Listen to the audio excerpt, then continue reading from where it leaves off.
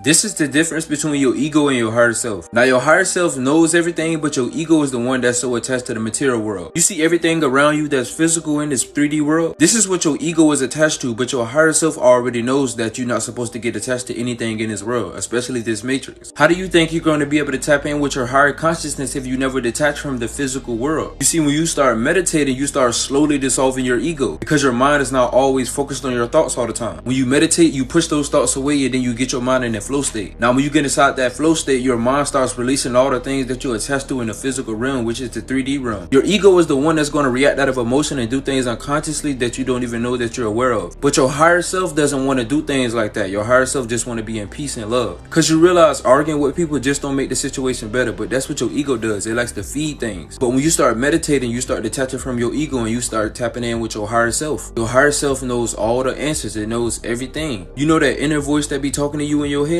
Who do you think that is? You can call that God, your higher self, God consciousness. It's the same thing. It's your higher self and your ego. Your ego is the devil because your ego wants to do devilish things. But when you detach from your ego, you start to tap in with your higher self and you start to do things righteously. Now you see the difference between your ego and your higher self? Your higher self is going to be the one that guides you in life. It's going to be that voice in your head telling you what you should do and what you should not do in life. Y'all know exactly what I'm talking about. That voice in your head is your higher self. But if you're the type of person out here doing bad things and hurting people, then that means you're living unrighteously. So that technically means that you're operating in your lower self, your ego. Remember how I told y'all that your ego does things that's bad, but your higher self knows what's the difference between bad and good, because that's that inner voice in your head that's giving you guidance. Now do y'all see the difference between your ego and your higher self? By the way, if y'all want to see more content, go follow my Instagram page at ChosenKid444. Love y'all, gang. Follow me for more.